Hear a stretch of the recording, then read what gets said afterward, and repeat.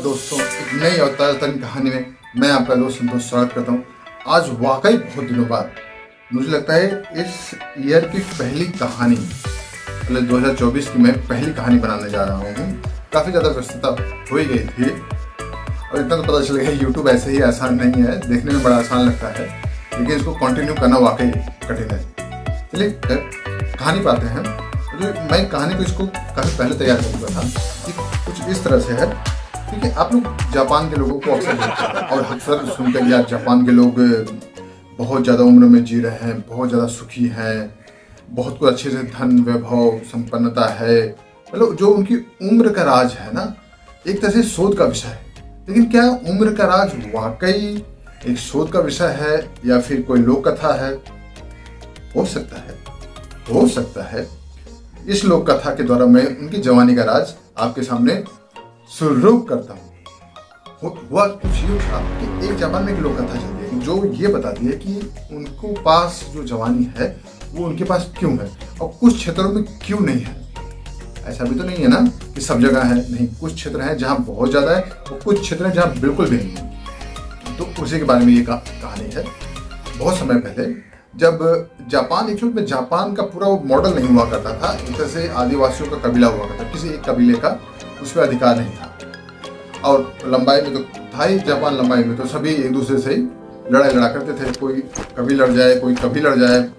लड़ने का कारण वही जर जोरू जमीन, वही कहावत है ना, जर जोरू जमीन जोर का, नहीं तो किसी और का। वही कहानी होती थी, जर जोरू जमीन की लड़ाई चल रही थी। अब लड़ाई करते करते सभी कबीले लगभग अगर बच्चे जन्म लेते थे तो कोशिश करते थे कि लड़के जन्म लें। लड़कियों के जन्म में वो थोड़ा सा वो प्रेफरेंस नहीं देते थे, लेकिन ये परंपरा तो गलत थी, लेकिन क्या करें। और जैसे लड़की के जन्म हो उसे किसी भी प्रकार से आप समझ लें, मैं ज़्यादा इसकी डिटेल उसे मृत्यु प्रदान कर दिया करते थे, ज्वालामुखी वगैरह में खरीद दिया करते थे। अब सभी ऐसा करते थे। तो उसी में एक सरदार था, किनो नाम का सरदार था। उसका भी एक कबीला काफ़ी बड़ा था, वो भी ऐसी परंपरा कई बार निभा रहा था। लेकिन अब ईश्वर की ऐसी माया कि उसी के यहाँ बेटी की जन्म ले ली। सरदार बड़ा कंफ्यूजन में पड़ गया, असमंजस में। यार आज तक मैंने बहुतों की बेटियों को मारा है, मैं अपनी बेटी कैसे मारूं? जब अपने में पड़ती है ना तो तभी पता लगता है। जाके पाँव न फटे भी आई, वो क्या जाने पीर पर आई। और जब अपने पर लगी तो छना क्या पता यार, अब नहीं कुछ करना पड़ेगा, ऐसे काम चलेगा नहीं। तो उसने अपनी पत्नी से सलाह मशवरा किया। सलाह मशवरा करने के बाद तो बोला ये काम करो, अपने हम बेटी को लकड़ी के ताबूत में बंद करके समुद्र के हवाले कर देते हैं। यहाँ मरने से अच्छा है भाई, हो सकता है उसकी जिंदगी कहीं और लिखी हो। वो करने का कारण कुछ इस तरह था क्योंकि जो उसकी बेटी जन्म ली थी, जन्म लेने के साथ ही सोने के कंगन, कमर पेटी, आभूषण, पता नहीं कैसे गर्भ में ही उसके सोने के ये सब बन गया था। जैसे हमारे यहाँ कर्ण होता है ना, कर्ण कवच कुंडल लेकर पैदा हुआ था, वैसे उसकी बेटी सब कुछ स्वर्ण के आभूषण लेकर पैदा हुई थी। तो शायद इसलिए उसके सरदार को लगा कि किनो को, चलो मेरी बेटी को शायद समुद्र आश्रय दे दे। उसने अपनी बेटी को समुद्र में लकड़ी के पेट में बंद करके बहा दिया। अब वो तो एक घटना भूल चुका, लेकिन उसकी जो बेटी थी, बहते बहते जो कुछ दूर 4 हिस्सों में डिवाइड है ना, 4 हिस्सों में, तो एक द्वीप के किनारे लगी। उस द्वीप की जो सरदार था उसने उसको गोद ले लिया, अपनी बेटी की तरफ पाला पोसा बड़ा किया। किनो इस घटना को लगभग भूल चुका था।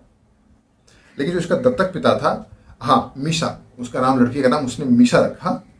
मीशा रखने के बाद लड़की बड़ी होती गई, सुंदर भी रही, हर चीज़ उसने सीखा। भाई विवाह वगैरह की उसकी तैयारी भी चली थी। इसी बीच में जो उसका ओरिजिनल पिता था यानी किनो, अब वो भी एक बूढ़ा हो चुका था 60 साल के आसपास, लेकिन उसको एक लंबी उम्र मिली हुई थी। तो उसने सोचा कि अपना साम्राज्य कुछ बड़ा किया जाए। तो इस पट्टी पे तो पूरा आक्रमण कर चुका था जापान के। तो उसने कहा कि फिर ठीक है, हम उस जो दूसरी पट्टी है उस पट्टी पर आक्रमण करेंगे। आक्रमण कर दिया। दत्तक पिता जो उसका दत्तक मीशा का जो दत्तक पिता था उस क्षेत्र में आक्रमण कर दिया। अब आक्रमण कर दिया। अब सोचिए मीशा के दोनों पिता, ओरिजिनल पिता और दत्तक पिता, दोनों में लड़ाई चल रही है। मीशा को नहीं पता कि ये मेरा पिता है। लड़ाई हुई, किनो ज़्यादा ताकतवर हुआ, उसने इसके दत्तक पिता को मार दिया। अब दत्तक पिता को मारा तो इसको भी एकदम से गुस्सा आ गया। तो मीशा ने भी अपने जो ओरिजिनल पिता थे उसको चाकू घोंप के ऐसे मार दिया। तो जो इसकी माँ थी, मीशा की असली माँ, वो अपने बेटे को पहचान गई तो उसने पूरी बात बताई। अब मीशा को मतलब सोचिए, उसको ऐसा सदमा लगा कि उसको लगा कि ये क्या हो गया, मेरे दोनों पिता मर गए। एक दत्तक पिता को मेरे ओरिजिनल पिता ने मार दिया, ओरिजिनल को मैंने मार दिया, तो मेरे जन्म लेने का क्या मतलब। अब इस बात से बहुत बुरी तरह से परेशान हो गई, डिप्रेशन में चली गई। तो उसने ईश्वर से प्रार्थना की कि हे ईश्वर, तुमने मुझे ये कवच कोड़ल से देकर जन्म लेकर क्यों पैदा किया, मेरे जन्म का क्या मतलब है।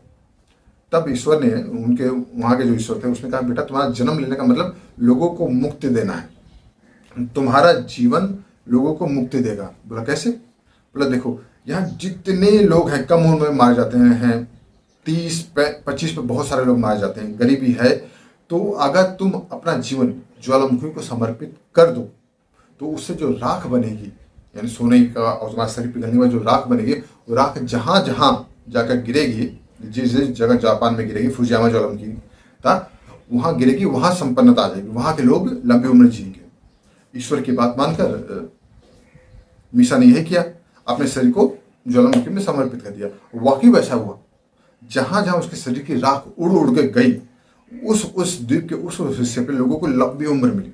और लोगों ने उस बकायदा कहानी को लिखा, बताया लोगों को। लेकिन जापान ने इस कहानी को बहुत दूर तक प्रचारित नहीं किया, अपने तक ही सीमित रखा ताकि लोग इसका ज़्यादा जान ना सकें। लेकिन खैर, आज तो आप इस कहानी के द्वारा इसको जान गए हैं। तो एक किसी का त्याग किसी न किसी के लिए वरदान का काम करता है। ऐसा ही हर जगह होता है। हमारे देश के सैनिक त्याग करते हैं तो हम आराम से सुखी से रहते हैं। चलिए, ये कहानी बताइएगा, बहुत दिनों बाद एक कहानी बनी है, मुझे लगता है अच्छी ही होगी, आई नो। चलिए, कॉन्फिडेंस तो है ये कहानी को लेकर। फिर मिलते हैं, फिर एक नई और ताज़ा कहानी तैयार करेंगे। Signing off, bye.